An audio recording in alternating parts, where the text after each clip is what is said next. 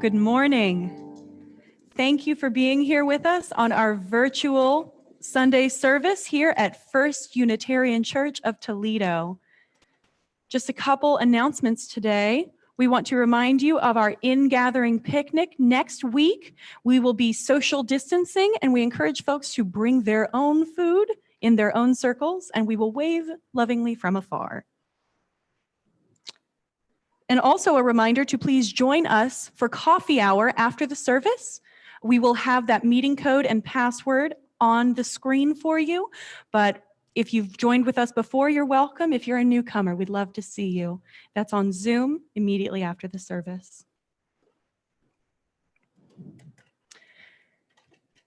And now our opening words are by Thich Nhat Hanh. Let us be at peace with our bodies and our minds. Let us return to ourselves and become wholly ourselves. Let us be aware of the source of being, common to us all and to all living things, evoking the presence of the great compassion. Let us fill our hearts with our own compassion towards ourselves and towards all living things. Let us pray that we ourselves cease to be the cause of suffering to each other.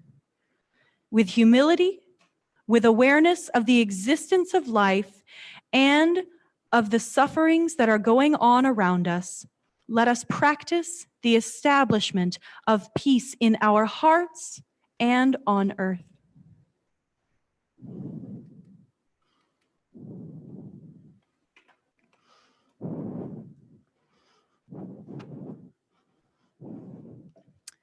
In our chalice lighting today, I'd like to read these words within your hearing and your spiritual consideration.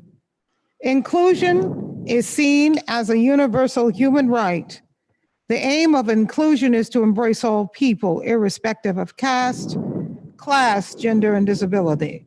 It is about giving equal access and opportunities to all learners and getting rid of discrimination and intolerance, and thus facilitating removal of all barriers.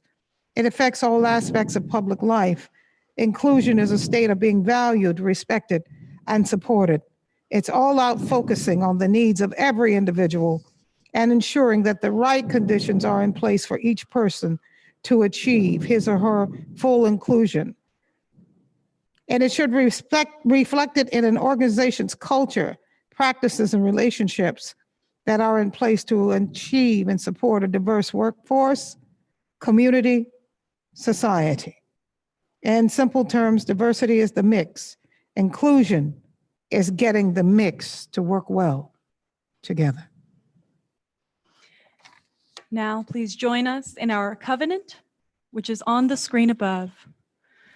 Love is the doctrine of this church. The quest for truth is its sacrament, and service is its prayer. This is our great covenant, to dwell together in peace, to seek the truth in love, and to help one another. And in that spirit, we'll sing together, Love Will Guide Us, number 131. We'll have words on the screen.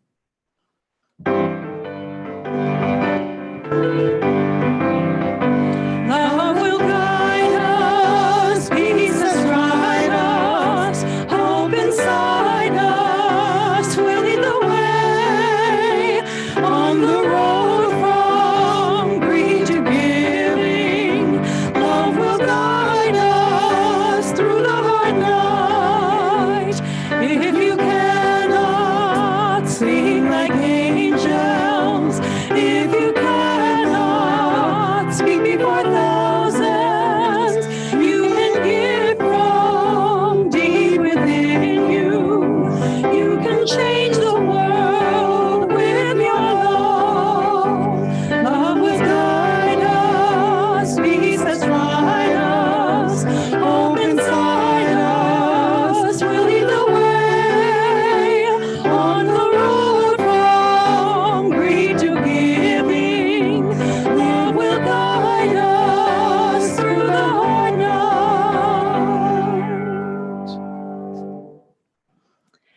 And now we have a story from our religious educator, Kristen Olson. Today's story is called Jelly Beans by Isabel Chomp Wasley. A family had all heard a story recently in church that included a verse from the Bible that read, "If your enemy is hungry, feed them." It was a confusing idea. Be nice to your enemies? Treat evil with good? And it seemed a really hard thing to do. The children, who were 7 and 10, were especially puzzled. Why feed your enemy? They wondered. The parents wondered too. Day after day, John Jr. came home from school complaining about a classmate who sat behind him in 4th grade. Bob keeps jabbing me when Mrs. Bailey isn't looking. One of these days when we're on the playground, I am going to jab him right back, at least. His parents weren't happy either, thinking that Bob was really a brat. Besides, they thought the teacher should be doing a better job with the kids in class. The parents sat at the table wondering what they were going to do when John's 7-year-old sister, Amelia, spoke up. Maybe he should feed Bob. Everyone stopped eating and stared, with John Jr. asking, "Because he is my enemy?" His sister nodded. John looked at us and asked, "What do you think?" "Well," his parents said, "God said it, so maybe you should try it.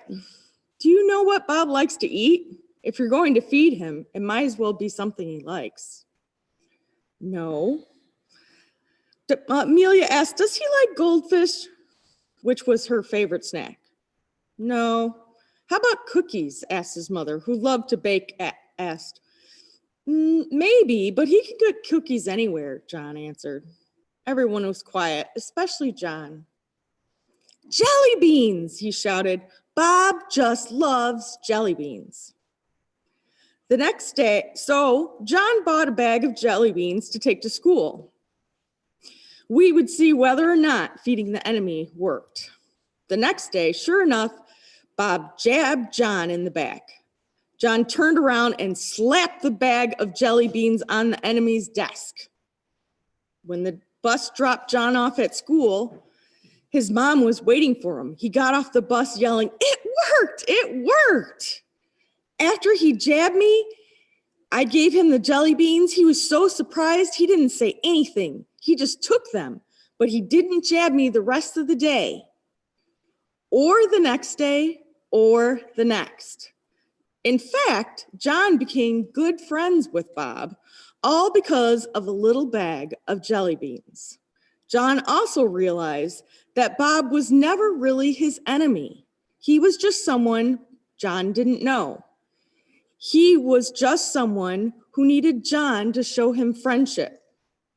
Maybe people who we think as enemies are just hungry. Maybe not for food, but for acts of kindness. Maybe. I think so. What do you think?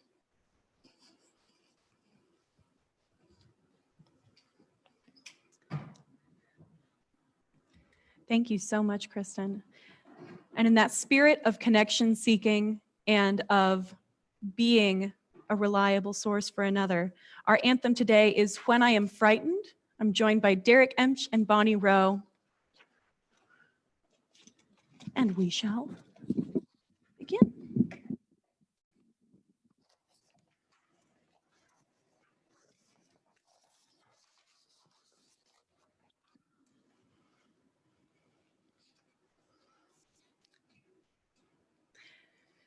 These words are, "When I am frightened, will you reassure me? When I'm uncertain, will you hold my hand?"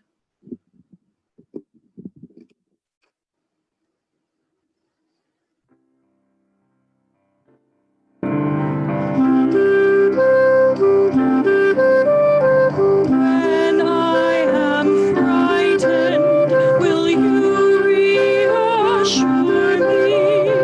When I'm uncertain, will you hold my hand?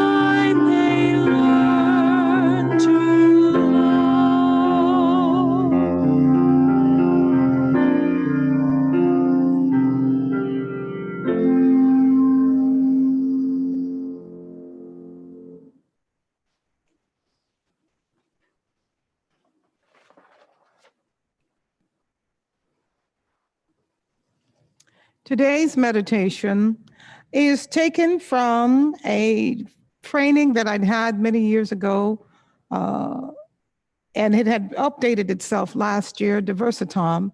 And I'd like to read those words because it specifically speaks to inclusion and diversity. Please hear these words, and as we go through our meditation today, consider this line. Diversity allows me to be careful, considerate, and compassionate. Diversity should be exploring and building upon the unique potential of each person rather than highlighting the differences between us. One forces us into an us and them exclusive mentality, whereas the other can ignite our curiosity and creativity and encourage inclusion. This is where spiritual inclusion may help. It offers a framework and methodology, which is a strategic force for kindness and compassion. It shows how it is possible for all of us to work together because of our differences, and at the same time cherish our traditions and perspectives. Spiritual inclusion welcomes everyone, including those with little or no interest in religion or God. Spirituality is not the same as religion. Spirituality is simply that part of each of us that connects us to all that is. Spiritual inclusion provides a gentler space that can uphold the prophets, philosophers, and pilgrims of the past, one that unites their sense of goodness, righteousness, and love, and that speaks generously to all. We can honor them and share the common message of love, which is found in all religious and philosophical traditions, called the Golden Rule or the ethic of reciprocity. This message encourages us to treat all others as you would like them to treat you, given what is happening around us. It is no longer enough to sit passively and talk about difference or diversity. Spiritual inclusion is a personal invitation to reach out, collaborate in new ways, and include everyone. Let us be considerate, careful, and compassionate. Please join us in 1 minute of silent meditation.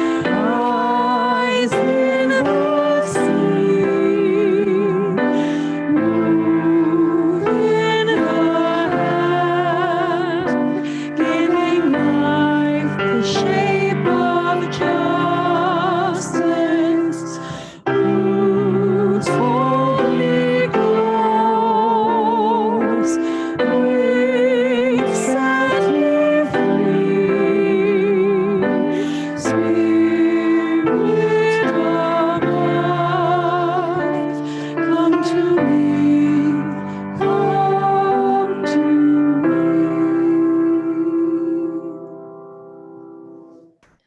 Our reading today is from 1 Kings chapter 3, verses 16 to 28. Now the prostitutes came to the king and stood before him. One of them said, "Pardon me, my lord. This woman and I live in the same house, and I had a baby while she was there with me. The third day after my child was born, this woman also had a baby. We were alone. There was no one in the house but the two of us. During the night, this woman's son died because she lay on him. So she got up in the middle of the night and took my son from my side while I, your servant, was asleep. She put him by her breast and put her dead son by my breast. The next morning, I got up to nurse my son, and he was dead. But when I looked at him closely in the morning light, I saw that it wasn't the son I had born." The other woman said, "No, the living one is my son. The dead one is yours." But the first one insisted, "No, the dead one is yours. The living one is mine." And so they argued before the king. The king said, "This one says my son is alive and your son is dead, while the other says, no, your son is dead and mine is alive." Then the king said, "Bring me a sword." So they brought a sword for the king. He then gave an order, "Cut the living child in two and give half to one and half to the other." The woman whose son was alive was deeply moved out of love for her son and said to the king, "Please, my lord, give her the living baby. Don't kill him." But the other said, "Neither I nor you shall have him. Cut him in two." Then the king gave his ruling. "Give the living baby to the first woman. Do not kill him. She is his mother." When all Israel heard the verdict the king had given, they held the king in awe because they saw that he had wisdom from God to administer justice.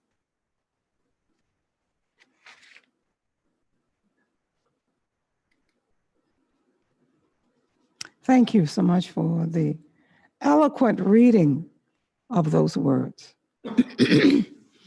Thank you so much for giving me this opportunity and blessing me with this opportunity to give a few thoughts today that hopefully will uplift you individually and corporately here at First Unitarian. I'm Soroya King, and I am a member here at First Unitarian. And I also share another responsibility as the regional apostle of the Pentecostal church in this area. That's not important. What's really important is an opportunity to be a member of this congregation and share my faith.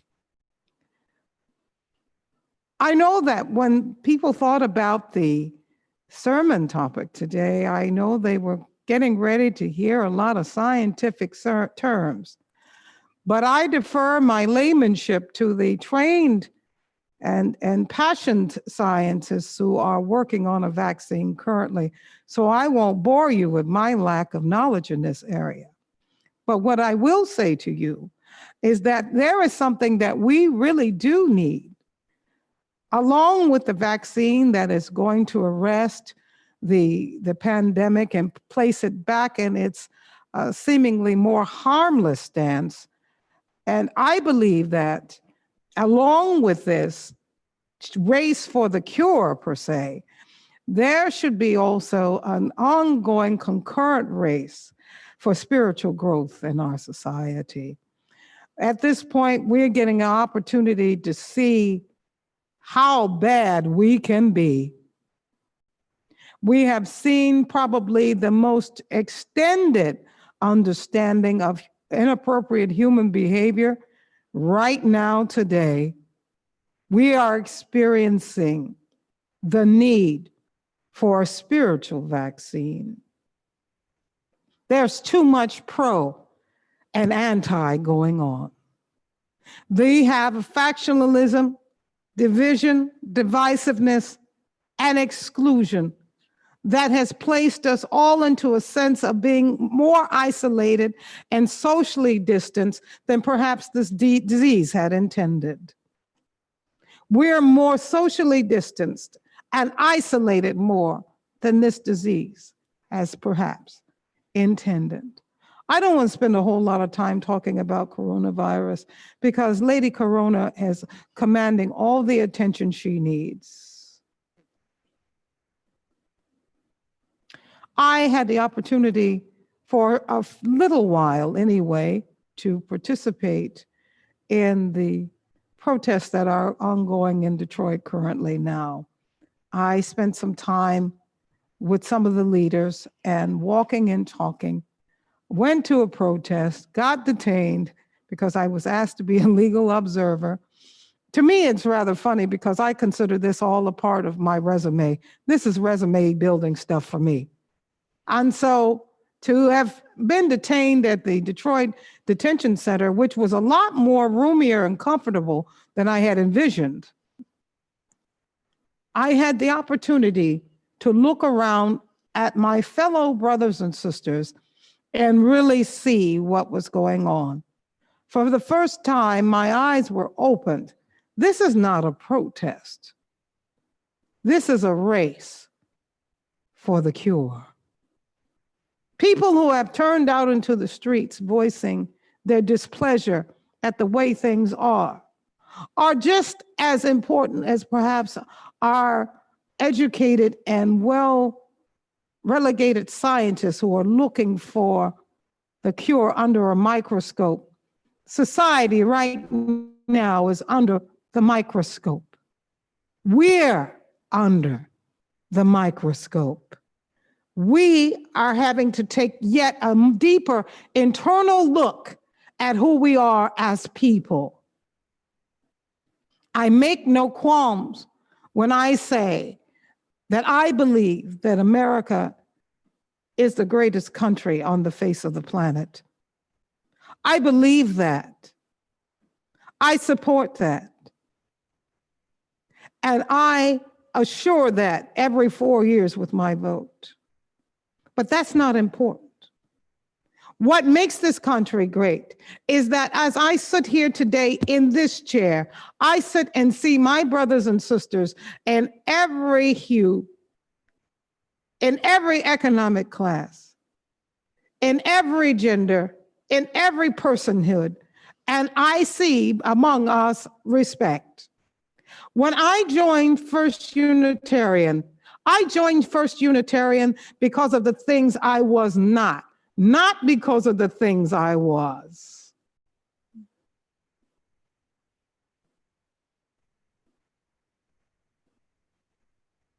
Aside from that, I had to take a little study on what it meant to have a vaccine.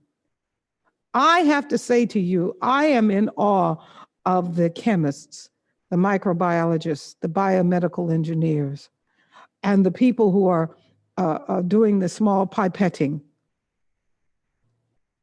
I'm in awe of those folks because I just learned a couple of things, if I can share that with you. Vaccines are designed to imitate the things that they're trying to get rid of. Macrophages are specific white blood cells. Then you have the B lymphocytes, which are designed to clean up the things that the macrophages have tried to clean up. And then you've got the T lymphocytes, which are the big daddies of the white blood cells. They knock over everything. Really exciting stuff. I read about 50 pages and then I said, you know what, I ought to quit because I might change my major. Then it talked about the types of vaccines. Attenuated vaccines, which are live vaccines, they're going to give you a little bit of the dog that bit you in order to create immunity. And then there was a non-live vaccine, and then the toxoid vaccine, And then they all specifically doing a specific job in terms of building immunity. But here it is. It comes with the caveats. One dose may not be the thing that will get rid of the thing that is bothering you. That you have to considerably go maybe get another dose and yet another dose and yet another dose and yet another dose to completely wipe out the thing that's causing us distress. So when I thought about that, those 50 pages I read, I thought about that in terms of our community. Vaccines are for practice. Essentially, vaccine is a practice disease that helps you build an immunity so that we can get rid of the disease, period. Well, if that's the case, then spirituality and the diversity and inclusion that we seek is the same thing.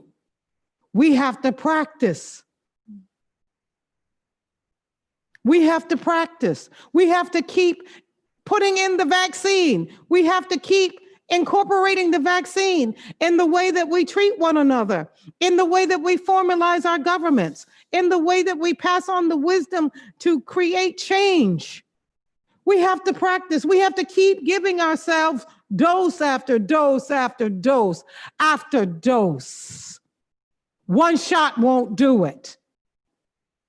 It doesn't fix overnight. We have to keep saying no to wrong. We have to say no go, no good to injustice. That's the only way we're going to build an immunity.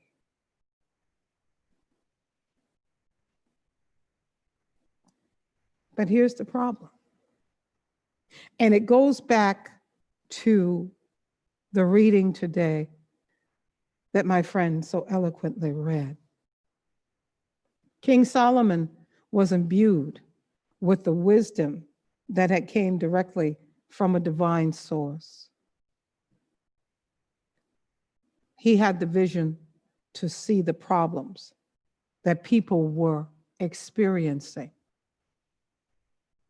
And the reading today points out everything that's wrong, may be wrong in the human context in terms of one, community. Here we have two women, and the backdrop of the story is these women are starving. These women are experiencing economic injustice, economic inequality, social injustice. It doesn't mention that they are members of a family unit, which is the basic unit of economic stability anywhere you go in the world, mother, father, and children. Here are two women with children and no fathers present. You have two women with children in a place where they were not able to be sufficiently taken care of. There were prostitutes, disenfranchised people in the social order. There was no social agency available to help them. Famine had arrested their development. Social exclusion had arrested their development. Economic instability had arrested their development. After all, did they really matter? Oh, here we go. Do women raising children, single parents, matter? Did them being prostitutes, do prostitutes matter? It descended to the point where they were eating their children. And I could go all day long with another sermon about children being eaten. Coming from the viewpoint of social misunderstanding in terms of what we need to have done for our children, a flagging educational system, trafficking of our children. That's another sermon. It'll take me another 40 minutes. I won't do that today. But here we have women who have been so disenfranchised, they took it out on each other. No social distancing and no self-care. In a companion text, it says that they ate one of the women's children to survive, and the other was unwilling to relinquish it. That's in another passage in 2 Kings. But for this particular section, they were fighting over the thing that was most precious for them, and that was a human life. This one woman's child had died. It doesn't say why, it doesn't say how, but if you follow me in the way that I set up the passage of scripture, most likely starvation, most likely poor medical care, most likely no social resources in which to elevate she or her child or the woman, other woman and their child. And there's a certain level of spiritual dis-ease that set in. I'll simply take hers. Mine has died. I'll simply take hers. There had to be something overwhelming and overarching that would correct this situation. There took an outside observer and a person of note to set the situation correct. We as a people, as a spiritual people, are called forward to set things correct. Sometimes it's not just a simple observation. Sometimes it's more than observation. Sometimes it's an action. Sometimes it's the use of your voice, your personal power, and your resources to change things. And if we can take a look at Solomon and all of his flaws, he had many, more to the tune of 532 concubines. We're not going to talk about that either.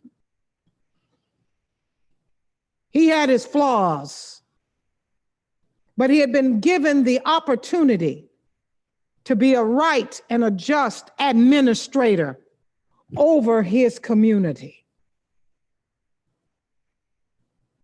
He exacted justice without partiality, without prejudice. I'm sure he probably had a little narcissism somewhere in there, but he didn't display it. When it came down to doing the right thing at the right time for the right reason, he did it. He preserved a community in spite of what he might have been thinking about those two women. We are being called once again to roll up our sleeve and take on a different level of vaccine. I'd like to call it Love 2020. COVID-19 is old news. Let's try to love 2020. And I'm going to read a little bit from the love chapter we all are familiar with, 1 Corinthians chapter 13. I'm going to read 3-7 in the taken from the Message Bible from my dear friend who's passed on into transition, Eugene Peterson. It says this: if I give everything I own to the poor and even go to the stake to be burned as a martyr, but I don't love, I've gotten nowhere. So no matter what I say, what I believe, and what I do, I'm bankrupt without love. Love never gives up. Love cares more for others than for self. Love doesn't want what it doesn't have. Love doesn't strut, doesn't have a swelled head, doesn't force itself on others, isn't always me first, doesn't fly off the handle, doesn't keep score of the sins of others, doesn't revel when others grovel, takes pleasure in the flowering of truth, puts up with anything, trusts God always, always looks for the best, never looks back, but keeps going to the end. Love never dies. Inspired speech will be over someday. Praying when tongues will end. Understanding will reach its limit. We only know a portion of the truth, and what we say about God is always incomplete. But when the complete arrives, our incompletes will be canceled. And I'm going to go to 13, which is my favorite verse. But for right now, until that completedness, we have three things to do to lead us forward in that consummation. Trust steadily in God, love unswervingly, and love extravagantly. And the best of the three is love. Until we get to this cure, let us continue to love extravagantly, to care for one another, to uphold one another, and to be kind. Because to be kind is to be useful. I hope I've said some things today that will give you a cause to think, that you'll be ready to take on that vaccine long before we get the real vaccine. Because in waiting for that real vaccine, we'll discover that the real vaccine was something we had in each and every one of us all along. It's the formulation and the stability of our communities, our families, and ourselves. And let us be. And so it is.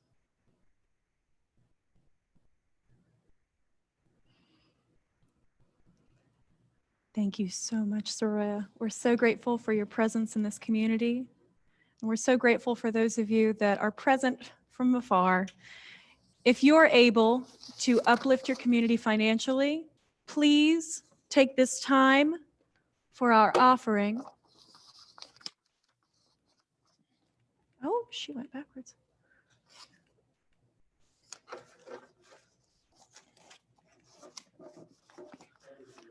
Sure, I'm going. Your offerings allow us to explore new realms of technology and training. Thank you so much for your continued support. So our offering, you're able to contribute either online through First Unitarian or uutoledo.org. Go through the giving tab and feel free to comment along if you're in any need of links for that. Also, we appreciate any paper or physical contributions here to the building on Glendale. Our closing words today are by Marianne Williamson. Nothing binds you except your thoughts. Nothing limits you except your fear. And nothing controls you except your belief.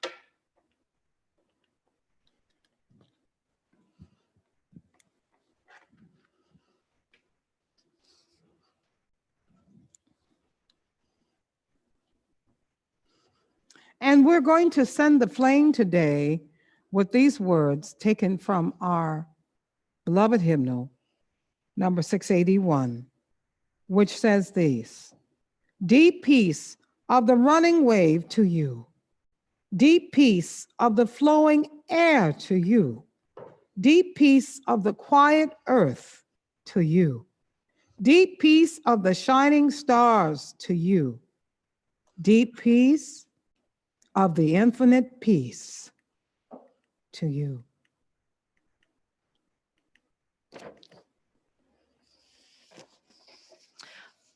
I'm aware, oh, I'm so sorry.